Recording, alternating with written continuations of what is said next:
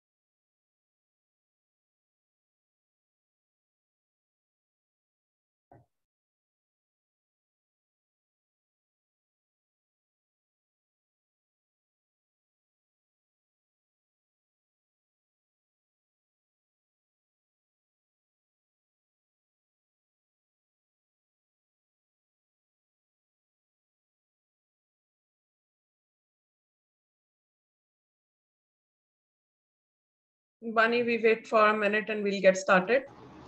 Sure. Yeah, I was about to say the same. Let's just wait for a minute and then we can start. And you are projecting or Ria is projecting it. Yeah, Ria will be presenting.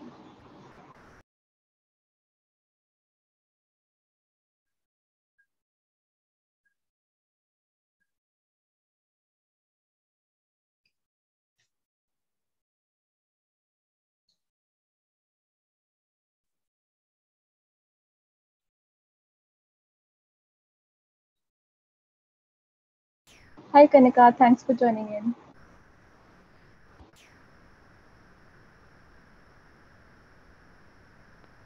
Hi, Bani. And yeah, hi, everyone. Am I audible, right? Yep. Yeah, okay, all right, thanks. Bunny, we have crossed 20 people. Let's get started.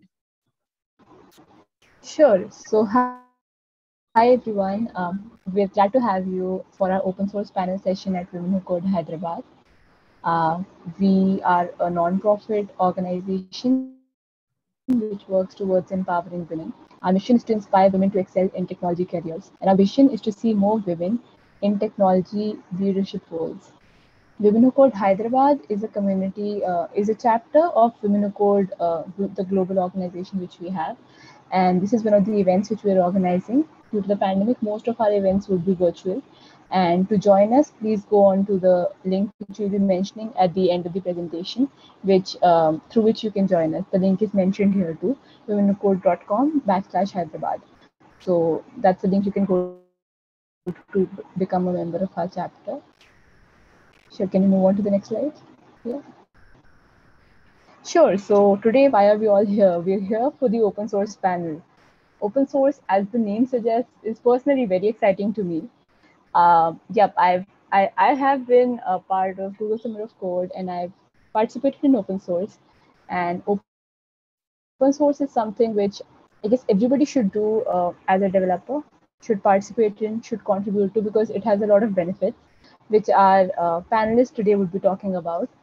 Ria, who has previously been a Google Summer of Code intern, would be the host for the session today. Over to you, Ria.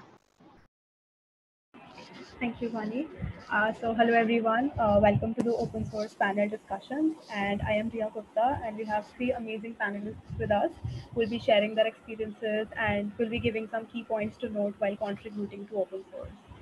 Um, so we have Ativi Agarwal, who is a past Rails Girl Summer of Code scholar, and she has mentored outreachy candidates in the past. She has also worked in very big companies like Google, Morgan Stanley, Grafana Labs, HackerRank, etc. She has also been one out of the top 4 Red Hat women in open source finalists. So welcome, Atibi. It's a pleasure to have you here. Then we have Isha Gupta, who did her Google Summer of Code in 2019 with Public Labs. She's also been mentoring students in Google Coding and in Outreachy.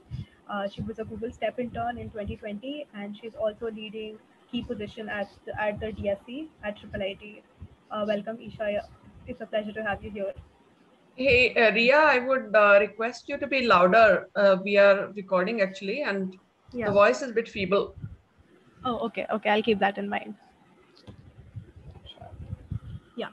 So, Kanika, she did her outreachy with the very famous Mozilla, and she's currently a software engineer at Amazon. She has also led Software Development Club and the Women in Tech Club at IIIT.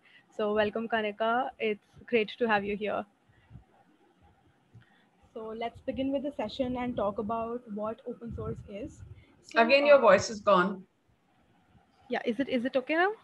Yeah, please be loud. Okay, sure. So the term open source basically refers to something which people can share, which people can modify, which people can enhance because it's publicly available. So open source software allows users to build upon an already existing set of code. So if you guys feel that you haven't heard about open source or you haven't used any open source software in your life, so these are some of the examples of open source. And for instance, Android, Linux, OpenOffice, Mozilla Firefox, Python, these are very commonly used open source programs which are used widely by millions of people across the globe. So I'm sure you must have heard about them or used them, and so these are some of the open source programs. So now we've understood what is open source. So let's talk a little bit more about why do we really need to contribute to open source and use open source. So the very first reason, the most important and the very important reason for contributing to open source is, like I said, that you get to enhance an already existing set of code. So you get to build upon somebody else's code, you get to reuse somebody else's code, so you don't have to write everything from scratch. So the second most important thing is the community that it has. So there are millions of people who are using open source tools and technologies on a daily basis. So imagine the impact that open source has on its users.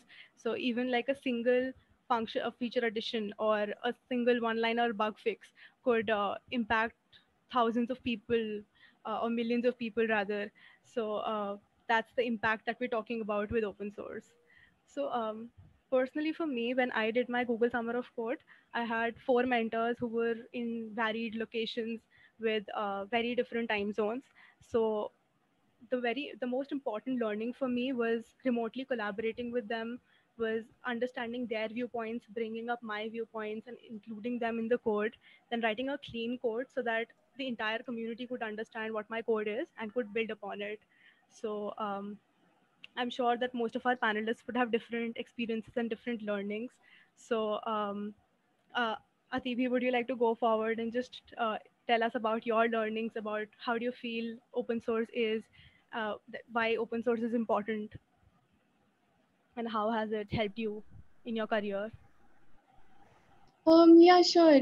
So first of all, thank you for having me. It's really a great opportunity to share my learnings. So about open source, my journey with open source started in my second year of college when I took part in a program called Rails Girls Summer of Code. Sadly, that program doesn't run anymore. It was closed a couple of years ago, but it was a good opportunity to get into open source. And after that, I was a mentor for GSOC, and then I was a mentee for Cloud Native Computing Foundation. And I worked on a couple of CNCF projects like Prometheus and FluentBit. So how has open source helped me? So I am not from a computer science branch. So when I first started looking for internships, the issue was that I was not getting shortlisted because I'm not from computer science, and if I did not have I would not get further internships. So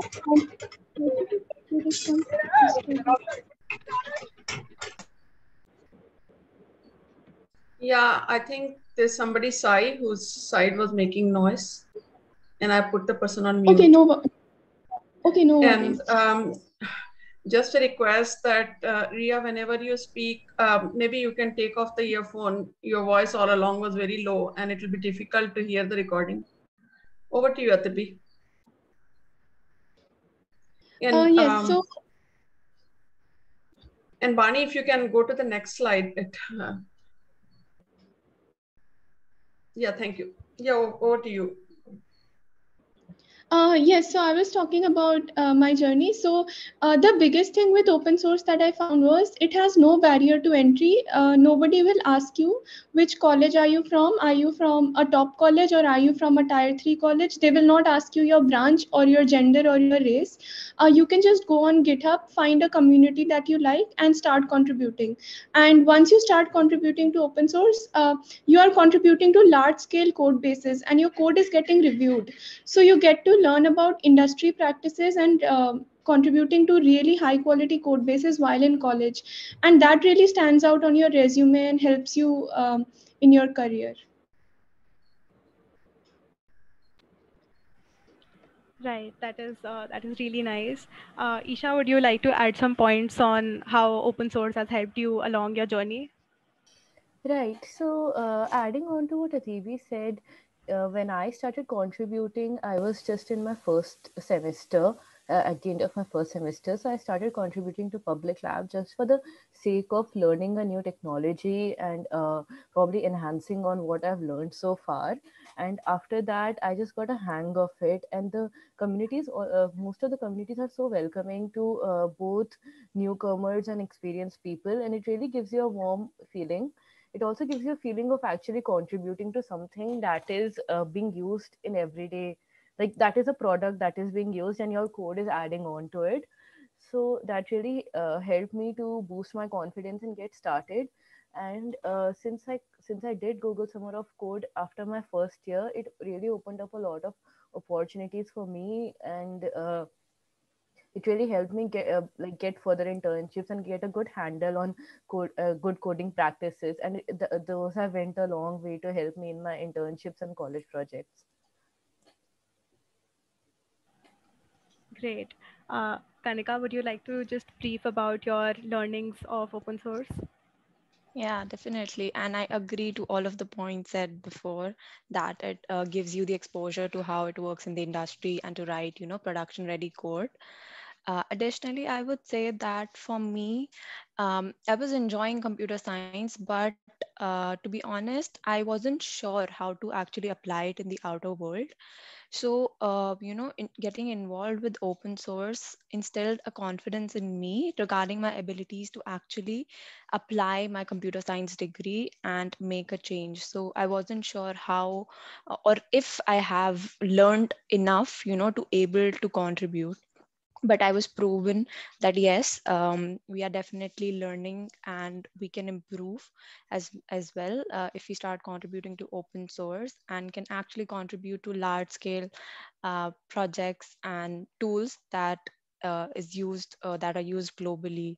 So that was one of the most important things for me to take away from my internship with Mozilla.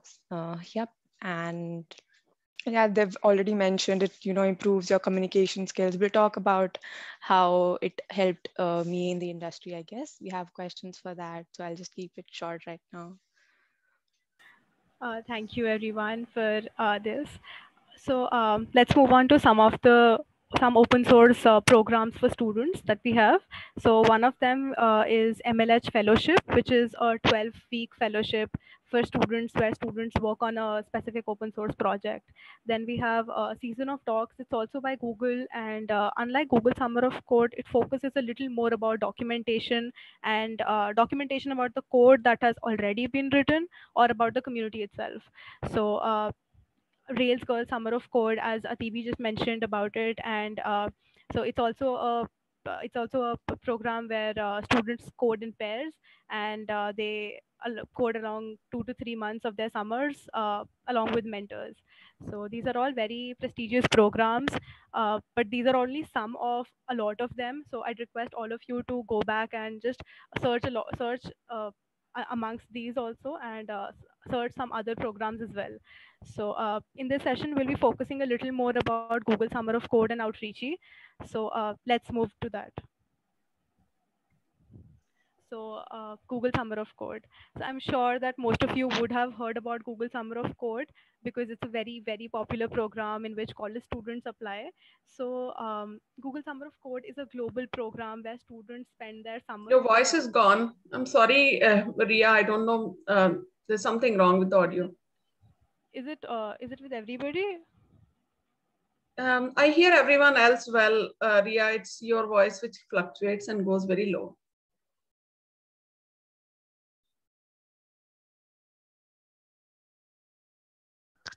Is it any better now? Yeah.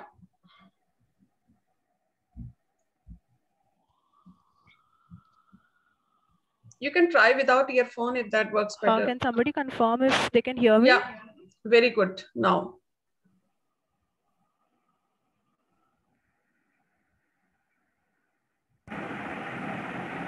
Yeah, Ria, it is good. But there's no different noise.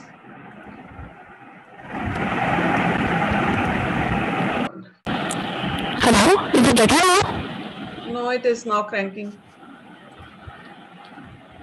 Bunny, meanwhile, if you can carry, if that works.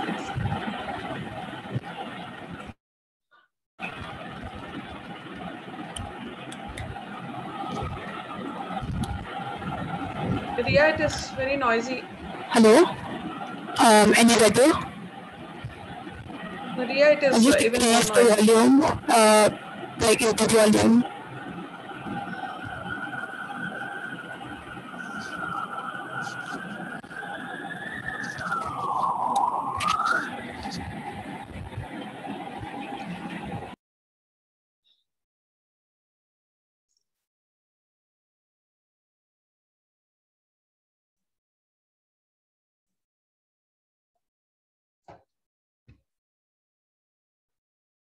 Ria, you can carry on. Now you're in mute, actually.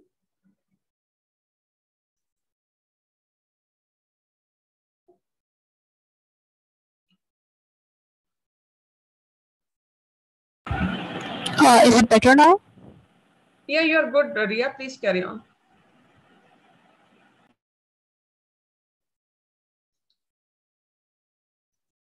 I'm sorry, I couldn't hear you. Ria, I said you can continue, please. Yeah, is it any better, the volume? Yes, it is good. Please carry on. Okay. Yeah. So we were talking about Google Summer of Code. So Google Summer of Code is a global program which focuses on bringing more and more student developers into the open source development. And so students spend their summer break, that is around 2 to 3 months of their summers, writing code and learning about open source development. So after Google Summer of Code is over, students are given a stipend as well as a Google referral, which gives them an opportunity to interview at Google. So I'll just go over the basic information very briefly. So the eligibility criteria of Google Summer of Code is that one needs to be an 18 plus, and needs to be enrolled in a computer science based university. So the procedure is straightforward. There's a contribution period for about 2 to 3 months, and then we have the final proposal. So in contributions, you have to make pull requests to the organization and the project, and then we have the final proposal where you have to write everything about which we'll be covering in detail. So let's wait till then. Then we have the duration is 3 months. The stipend is $1,500. And the application deadline for this year has passed. It's April 13. But for the next year onwards, whoever in the audience is looking for the next year application deadlines. So please make sure to have a look at the website and keep a close eye on that. So last year, the timeline of Google Summer of Code was a little different than what it is now. So till last year, there used to be 3 evaluations and 1 coding period and 1 community bonding period. Sorry. So, but this time, the timeline has been changed to a more flexible one, which has like just 2 evaluations, one in the middle, and the last one is the final evaluation. So as you can see here as well, the July evaluation is the only one evaluation in the middle, and then we have the final evaluation. So instead of the 350 hours of coding period, it has been reduced or halved to 175 hours. The stipend has similarly been halved to $1,500. So moving on to Outreachy, that Outreachy's main goal is to increase diversity in open source. So Outreachy invites women, both cis and trans men, and genderqueer people to apply. So the eligibility criteria is that you need to be 18 plus, and you should have and you should be a part of underrepresented community in the tech industry. So the procedure for Outreachy is a little different than what we saw for Google Summer of Code. There is an initial application which has around 3 to 4 questions revolving around underrepresentation. And then we have a final proposal, which is almost on the same lines as Google Summer of Code. The duration is same. It's 3 months. The dates may vary, but the duration is almost same. The stipend is significantly higher. It's 6,000 USD. Application deadline again. So for the next year onwards, you have to have a close look at the website. This is the application deadline for this year. So regarding the timeline, we have around from Feb 1 to Feb 22, as we can see, this is the initial application deadline, which is around 20 to 22 days. So you can keep that in mind whenever you're planning that around 22 days will be given for initial application. And regarding the final proposal, there'll be around 1 month. So here it is March 15 to April 15. So that's around 1 month for contributing to the projects and submitting a final deadline. So there are many questions revolving around how do we write an initial application, uh, how to write your underrepresentation. So Kanika, since you've done Outreachy and you've aced it, so would you like to share some of your experiences or some tips that you can give to the audience about how they can write a good initial application? Sure, yeah. Yep. So first of all, I'd like to say that the questions are very casual, and they revolve around your personal stories, what systematic bias you have faced as a member of an underrepresented community in technology. So for me personally, I talked about how I was from a girls' school, all girls school, and how little percentage of the girls were actually into STEM and specifically then into engineering. So this was my story, and I would like to say that keep it honest, and it doesn't have to be something dramatic. It is really simple. All of the, if you look carefully, the systematic bias, I can talk about girls, but it takes other represented communities as well in Outreachy. So just talk about your experience. It could be your religion, your race, or even appearance, or your gender identity. So just say, in terms of statistics, if that is also helpful, that how you constituted of a small percentage around your learning environment, how you face difficulties when you were not able to relate with others, or were not able to find people from your similar background. So that's the most important thing. And they have mentioned on their website as well that they will not judge you on your grammatical or English writing skills, so you don't have to worry much about it. But as a general rule of writing any paragraph, just keep it crisp. They don't want to know the details of people or your resume, or in fact where you have interned. They want to know your personal story. So take it as if you're telling someone how you felt while you were trying to ace in technology, and what were the difficulties that you faced in that. So yeah, that's the advice from my side. If anyone has any specific question regarding this, then I'll be more than happy to answer it. Thank you so much, Kanika, for this. I'm sure a lot of people will find this a lot helpful. So next we can move on to the project selection part. So unlike Google Summer of Code, Outreachy offers a very wide domain of projects. So it's not just programming; it's user experience, documentation, design, project marketing, etc. So it's better for a lot generic audience. They can select their pick. So I would say that in case of Outreachy, there are two parameters which gives a little bit more, which makes the project selection a little bit easier than Google Summer of Code. And those two criterias are, one is the experience level, and the second is the required skills. So for an experience level, it goes from 1 to 5. Each project is labeled as experience level, as each skill labeled as experience level 1 to 5. For 1 stands for that there is no knowledge required, and 5 stands for that you must be a champion in that skill. So it makes this process a little easier, that when you're looking at projects and their skills, and you can compare your skill level to the project skill level, the desired project skill level. In required skills as well, we have three labels. We have required, we have preferred, and nice to have. So it goes around like required, it is a mandatory skill.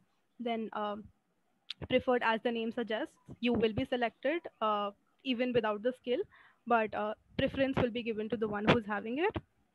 Nice to have is just you'll be selected even if you don't have it. So I think personally, I've got a lot of questions as well about how to start with project selection. And because when you enter the world of open source, selecting a project is the one thing that is the most intimidating out of all. So because there's a lot of there's a lot of organizations, there's a lot of projects which are there in Google Summer of Code as well as Outreachy. So Isha, would you like to take a say on it, and just tell about your experiences, or just how can one easier like how can one easily select a good project? Right. So this is actually the most significant task of any open source program on selecting a new project. And I've seen in my experience that people get very intimidated by this process, but it's more of a threefold or step-by-step process instead of going at it in one go. So, like before one decides to go for such a program, they should have one proper technology stack, like have one concept or one framework that is like running with them for some time now, probably like say Django or Android, or a very good command over some language like C++ or something, so that they are not like all shocked when they enter the entire process. So instead of like attacking everything, they should only filter out what I would suggest is, first of all, in the first iteration, just select an organization that has the tech stack that you are comfortable with and discard the others. So like if you're working on a Django, then only pick the organizations which have their framework in Django and discard the others. Then try to look at the basic code base of these organizations and see if you're able to understand the basic folder structure or the documentation. I mean, don't even dive into the code in the beginning, just go to the basic folder structure or the documentation.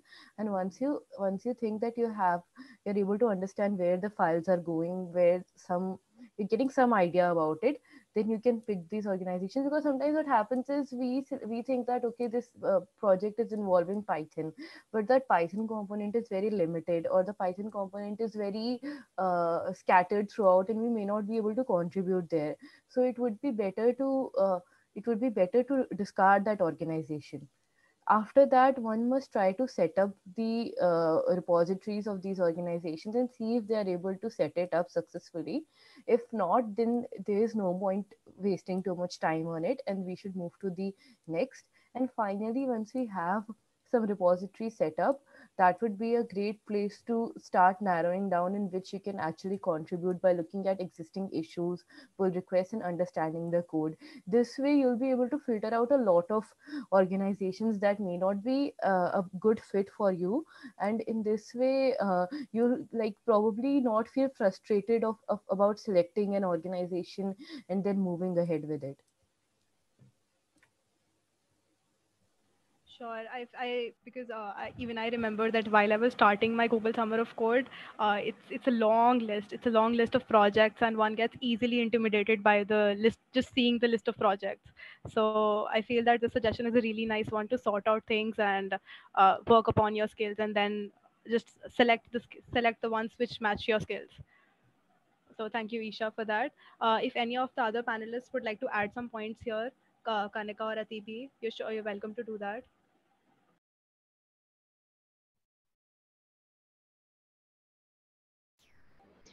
I think both of them have already covered like some really good points. One thing that I would like to add is before you think of start applying for projects in open source, I would suggest you learn a version control like Git, because any open source project would have their project hosted on Bitbucket, GitHub, or GitLab. So learning Git is of utmost important because like it is as important as learning a programming language. So I think people who are thinking of applying to these programs, they should learn Git really early on. Yep. And one more thing, since the deadlines have passed for this year, but you can always go and check out the previous organizations that have participated in both GSOC and Outreachy and start contributing to them following the same steps. So you can see if they have the skill set that you know, and start contributing by filtering out the issues on their GitHub repositories. So yeah, I would really suggest you start doing that so you'll have a better, head start next year when you apply. Great. These are some amazing points. I'm sure people are noting all of them down. So let's move on to the Q&A round. It's basically, we'll have a 15-20 minute discussion about the most frequently asked questions. And the last 10 to 10 minutes would be given to the audience questions.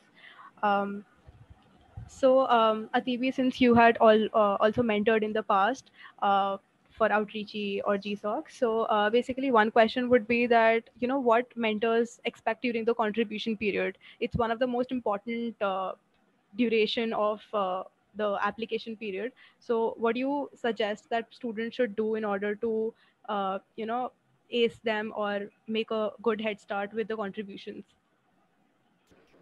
Yeah, definitely. So, first of all, I think there is this misconception among a lot of students that, for example, if a project is in Django or Ruby on Rails, you have to be an expert in Ruby on Rails or Django to contribute. So, people are often intimidated by a few contributors. For example, XYZ is really proficient in Ruby on Rails, and they come to contribute for a week. They, contribute a really big feature, and then they go away. So the thing is, mentors are not looking for people like that who are experts and who are not attached to the community or contributing to the community. Mentors will always prefer people who are long time contributors, who are involved with the community. And even if your coding is not like 10 on 10, even if you're 7 on 10 or 8 on 10, but you are contributing to the community, you are helping onboard newcomers, you are active in the community, opening issues, reviewing other people's PRs, all these things also matter a lot. Apart from this, of course, the pull requests and the contributions before submitting a proposal matters a lot, because for every organization, there are so many participants, and that is the easiest way for a mentor or for a person selecting you to see that you're serious about it. If you have opened pull requests, if you have responded to code reviews, if you're active, that shows that you're serious about this and you're familiar with the code base. So I think these are a few things that a mentor looks for during the contribution period. Also, do you advise students to contribute in the language in which the project is? For instance, if my project is on Python, so would you rather appreciate the student to contribute only in Python, or you would also want the student to contribute in different languages? So I think there are two ways to go about this. So if you're starting really early, for example, I started during my winter vacations in December. So I think if you start early and you're proficient in any one programming language, be it Python, C or C++, it's really easy for you to learn any other language because the core concepts of every language are almost the same. So if you're in first and second year, I would highly recommend you to have a command over any one language. And if you're starting early, then I would suggest that you choose a project or an organization whose motive aligns with your motive, so that you can be a long time contributor. For example, if I'm not interested in machine learning and I force myself to contribute to machine learning because it's in Python and I know Python, I know that I will not be associated with it long term because it does not interest me as much. Whereas if I contribute to an organization which is in Golang and distributed systems, even if I don't know Golang, and I'm interested in distributed systems, I know that this is something that I will keep doing because it interests me. So if you start early, this is one very big advantage you have. You can choose projects according to your liking, and you also have time to learn a new programming language. However, if you start late, like in February or March, I totally understand that learning a new programming language might take up to a month and you might not have that time. So if you start a bit late, it's always better to stick to organizations where your programming language matches. Like if you know Python, then sort out organizations based on Python and where you can contribute really easily. True.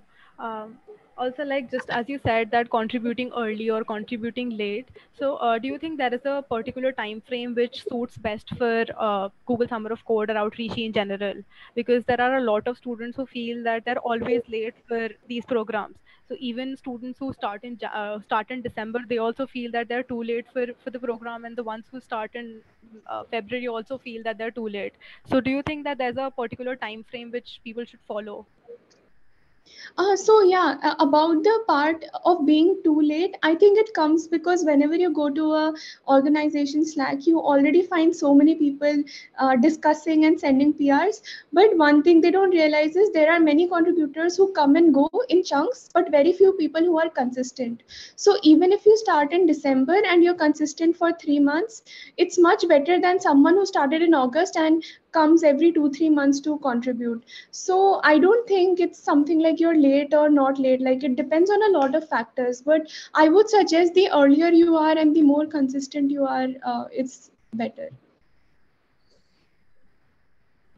That's definitely right. Um, Isha, like since you just told that you were in your first semester and just got over with it, and you got enrolled in Google Summer of Code and cracked it. So, would you like, since you were a beginner back then, so what do you advise beginners to have or to understand before, like just Ativi mentioned that you should have a knowledge of Git before starting open source contributions. So, do you think that is a particular approach that beginners should follow while applying to these programs?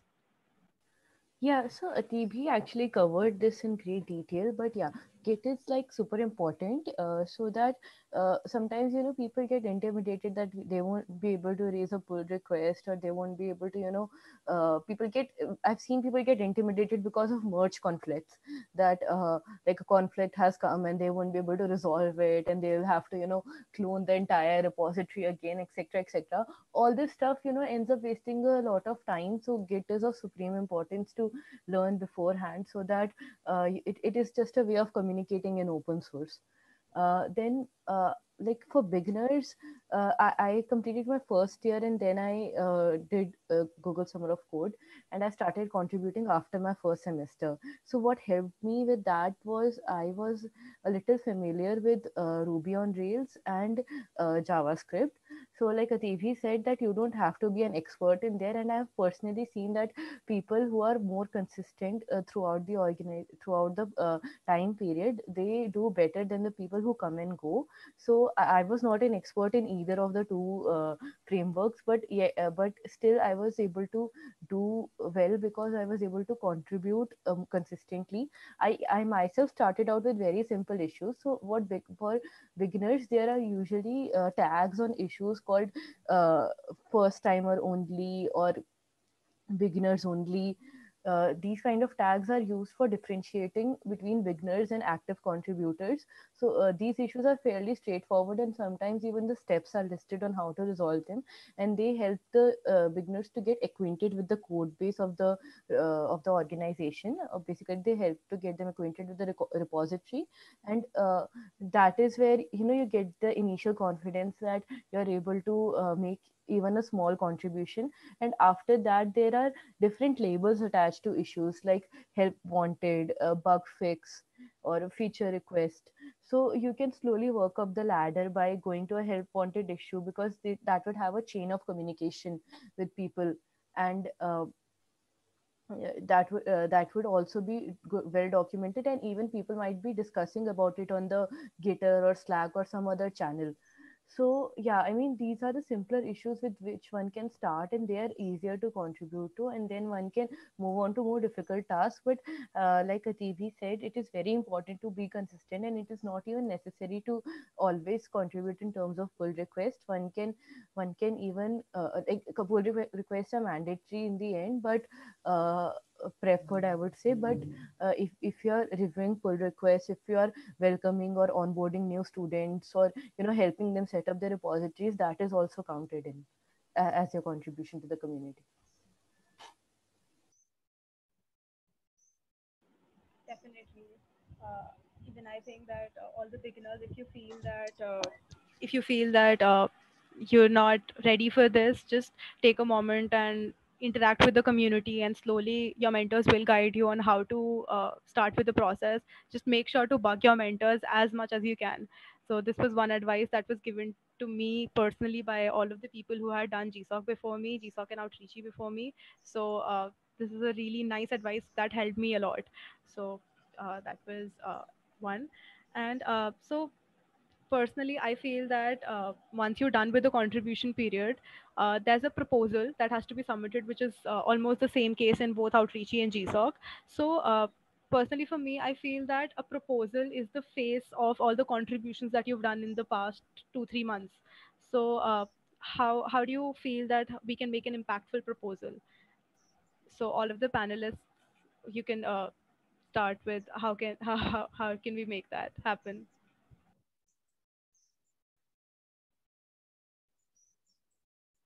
Yeah, so about the proposal, like Ria said, it's the face of your contributions. So one of the aspect in the proposal is you very clearly list down whatever you have done in the community since your start of the contribution period, and basically list on all the pull requests you have raised, all the different types of issues you have solved, different issues that you have raised, pull request you have reviewed, ballpark number of people you have helped. And GitHub also has, and most of the other version controls have a insights panel in which you can see your number of contributions. So you can, like, you just need to document that very well and show how much work you have done in the organization and how you closely relate to it. Then one of the important things that I followed in my proposal, and I think that helped me, it is not mandatory but it helped me, is to write the problem in as much detail as you can. So obviously you'll be writing a proposal on a particular problem statement, and if you try to dive into the detail of that problem, basically in not all aspects, you cannot explore all the aspects, but say it's a server client system that you're supposed to build. So if you're comfortable with front end, so you can explain in details about what all things you can do in the front end. You can give in your own ideas, you can give some implementation details also, and you can discuss briefly about the back end, showing some familiarity with either with one of the sections of the problem would help the mentor, like they'll gain confidence in you that this person is aware of what they're doing, and hence your chances would increase. That would be one point from me.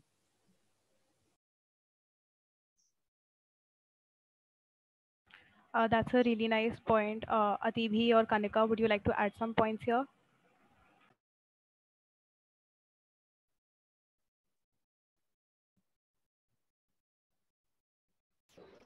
So I think Isha has covered a lot of points, really good points. Some minor additions would be that make sure that whatever you are writing, it's technically correct. Like that is very important. Like if you don't understand something, don't write it, but don't write wrong stuff. Ask someone in the community if what you're writing is correct or not. And another thing is a lot of organizations have their own format for writing proposals. Make sure you like you adhere to those formats and don't use your own format. And if you are using your own format and the organization doesn't have their own template, make sure that your format is really neat and tidy and not too fancy, or it doesn't take away a lot of attention from the core of the uh, proposal. And another suggestion I would have is so GSOC mostly asks you to write a timeline of how you would divide the projects. I always recommend students to get their timeline reviewed from their mentors or org maintainers before putting it down in the proposal, because that way you get to know if whatever you've written is achievable in the given time duration, what are the blockers you might face later on. So these are a few tips that I have.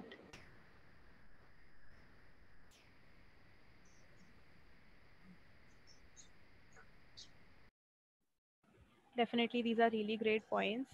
Um, so even I feel that when I submitted my proposal, so one important thing was that my mentors had two proposals, I guess, and one of them had the person who was the opposite one who submitted the proposal. That person had a lot much higher skill level as compared to me, but the proposal was a very blank, was a very just writing all the stuff that needs to be done. That's it. She or he did not mention a lot about what the project was, the meaning of the project, and how will it affect the community, and did not show a lot of passion involved. So the drive to work throughout the 3 months is really important, because mentors do want that the project must be completed after 3 months. They wouldn't like to have a project stuck in midway, or just completed just hung in the middle. So for that, they actually look for a lot of drive and zeal in the student. So make sure to have that in your proposal as well. And also, like, include as much detail, as also said by our panelists as well, that include as much detail as you can understand about the problem, and how would solving that problem affect the entire community. So like, just merging all of the things, merging all the blocks helps a lot while writing a proposal. So I guess we can start with the next part, which is how like that will be specifically for Kanika, because she has started a full-time role. So how has open source helped you in your industry life? Uh, Specific learnings or anything that you would like to share with us? So one, firstly, most important thing, others have already mentioned it, that it gives you an exposure to industry level, code and the quality that you have to maintain when you enter any any corporate company, right? So when you're in college, you do your own course projects, but those are not sufficient to give you an idea about the large scale projects that you eventually would have to work on, right? So working on open source is a great opportunity to know what it is like to to be able to maintain and contribute to a large scale project. Secondly, at least Amazon, what I have felt that there's a lot of autonomy, and it is exactly the same thing which is expected when you contribute to open source. So there is no one, running after you, asking you to do things. You have to take ownership on your own to select the tasks that you have to work on, to follow up with people, to reach out to people, and ensure that you're able to deliver results. So that is a great skill to have and learn, which you can take away from contributing to open source and is very essential at MNCs. And as a result of it is that you develop great communication skills. So we sometimes feel that, as a first year or a second year student, we are not probably as informed as, more experienced engineers to be able to have a conversation with them. But that's not the case, which you will learn eventually when you start contributing. So it gives you great confidence and yeah, skills to be able to communicate your ideas and technical ideas, and communicate effectively with them. Then one more little thing is that open source projects, the project mentors or maintainers, they are from all over the world. So you also get an idea how is it like to work across different time zones, which can be the case with a lot of MNCs. So again, that is another aspect which will, you'll learn from contributing in open source. So yeah, these things definitely help you a lot when you enter a full-time job in industry. And so yep. And the most important part is, learning to write clean code. That's the most important skill, which is appreciated. Yeah. Definitely. Thank you so much, Kanika, for this. This is a question for all the panelists, that what would be some words of advice that you would like to give all of the students who are starting their journey in open source? So we can start with Isha. Right. So, starting your journey in open source, like I said in the beginning, a lot of people actually give in to that, to the intimidating feeling of seeing so many contributors and seeing a large code base and seeing that, okay, this repository has so many stars, I mean, that is the very important stage to cross and understand that there is no reason to give up at all, and there is no reason to get scared of the code base size or of the number of contributors, because you will be contributing to a small part of it just like the others, and that is what makes the real difference. So one should just focus on, they should pick up a component and focus on that, instead of being all over the place and thinking that, okay, this is a full-fledged application, I'll contribute to the front end, I'll do the back end, I'll try to make a feature, I try to make a microservice. Not this stuff would only get you messed up. If you just pick one small component, let me make a small UI change, and then get started with that. That would be a much easier approach, and you can slowly build up to more complicated features instead of just getting scared and running away. Because like, I cannot stress this enough, consistency is super important. And even if you make small contributions, but more of them, instead of trying to make one contribution in 2 months because you think that that would be more impactful, or that will involve more people, that would be like, making the smaller contribution would be much better, because they want to see how active and, like, how passionate you are to learn new stuff, instead of just instead of just trying to get more bonus points of making a more complex feature request. So I think it would be much better to slowly build your way up instead of diving too deep. And that is very easy for beginners as well, because sometimes like, for beginners, it does get, I mean, I myself was a beginner, so it does get intimidating to see so many people. So I think that if you are able to slowly contribute, then you'll even end up having more contributions than the active contributors. And it's okay to get stuck, and it's okay to ask for help. Nobody in the open source community is expecting you to do anything, because you are doing it in your own free time and at your own convenience. So you can always ask for help. You can always ask a mentor to guide you further, or even pick up another issue if you're not able to work on one. So there is no hesitation involved at all. So be free to communicate whatever is on your mind.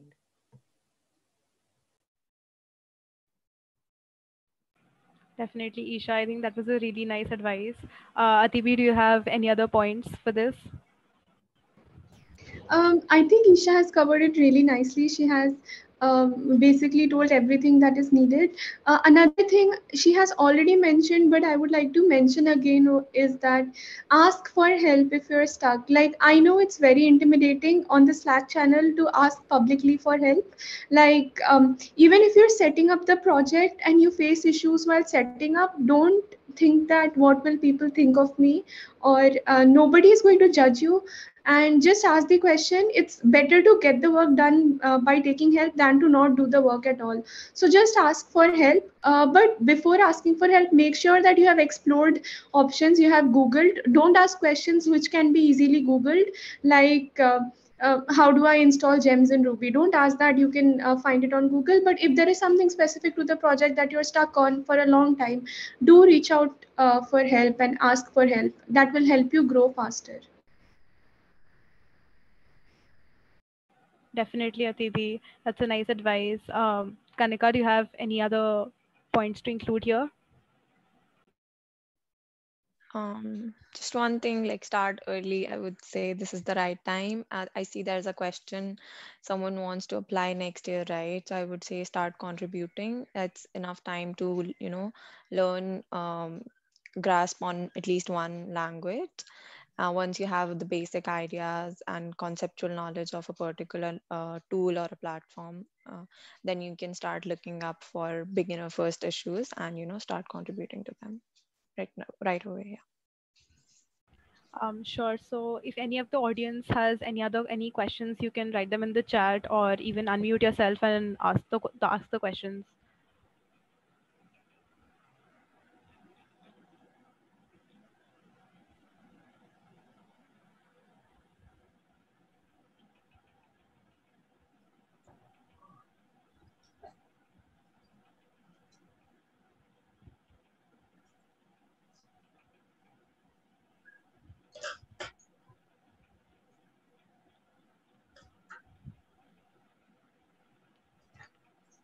Yeah, I can see one question by AK. I think Nandini answered it perfectly. If AK, you have any other doubts, you can ask our panelists.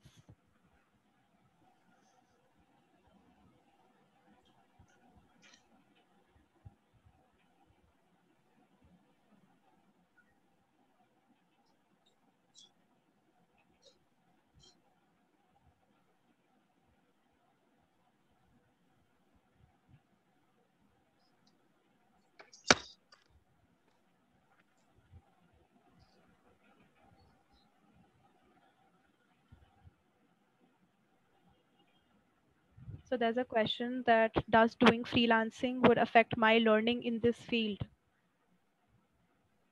I'm not sure what you're trying to say. Would you like to unmute yourself and ask in a little bit more detail?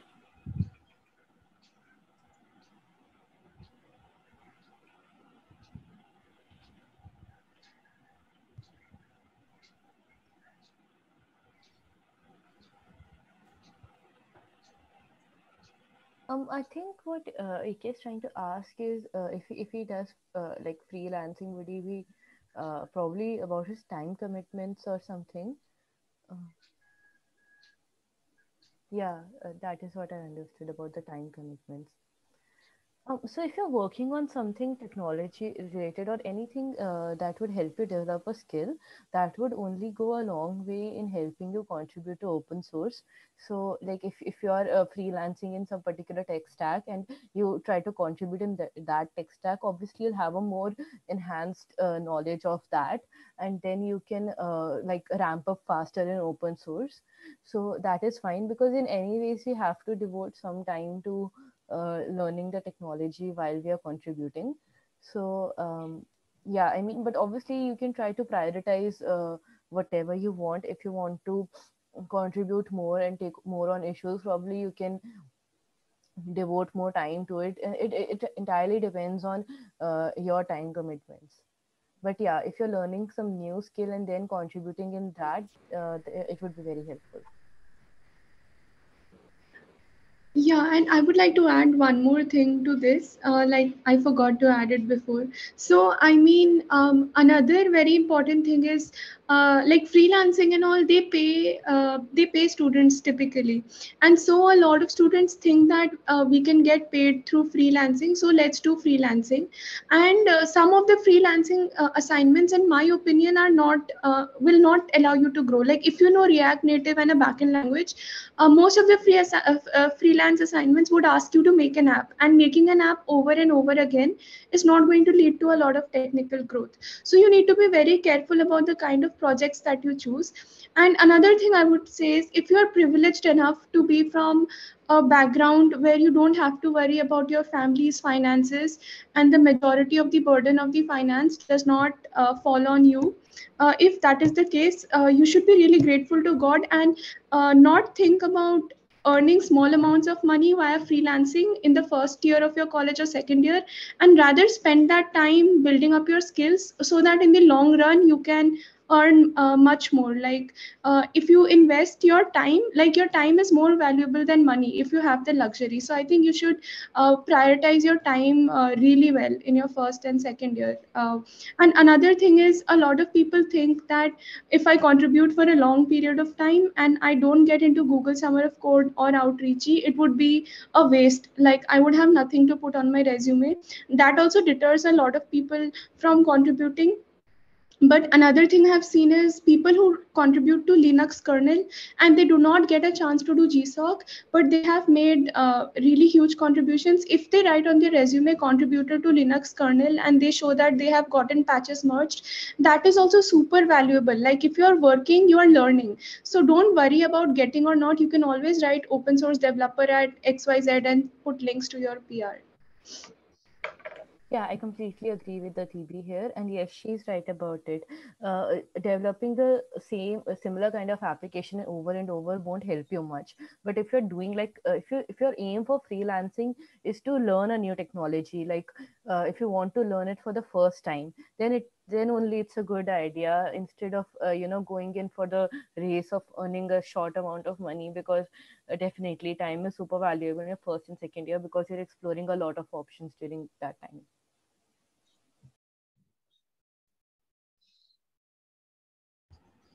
Yeah, I think we don't have any more questions. Renu ma'am, are you here? Hey, yeah. Thank you so much, Ria, Atibi, Kanika, and Isha for driving this wonderful discussion on a very important topic around the summertime for getting internship with GSOC and Outreachy and so many other opportunities that exist in open source and open code. So hi all. Actually, I'm one of the directors along with Barney for Women Who Code in Hyderabad. And we appreciate and thank you for your participation. Just wanting to summarize some of the great stuff that I heard, and being with 30-year experience and so much experience in project management, all this great advice I heard from these young ladies actually tells me that they have practiced project management very early on in their careers. So think about things like they're talking about: don't write wrong stuff, watch what you write, and write a nice story, get it reviewed, just ensure you'll be able to do it, ensure your schedule is right, and work across time zones, and show passion, show drive. be consistent with what you say in different sections, have a clean code, ask for help, all this great stuff that I heard will help you all along in your career. These are all great technology project management tips that they have given you and they have acquired very early on in their careers. So great discussion, and really appreciate everybody coming over and all four of you for driving this nice discussion. We'll continue with three career tracks in Women Who Code. One is early career track, another is mid-senior leadership career track in emerging technologies, and finally, women returning to work from a career break. So those are the three focus areas for us. And we'll continue to see you, and please drive the community in Hyderabad, and we will do many more programs. Any suggestions you have, please feel free to write to us. Thank you so much. Appreciate it. So we can close the meeting. Thank you, everyone. Thank you, everyone. Yeah.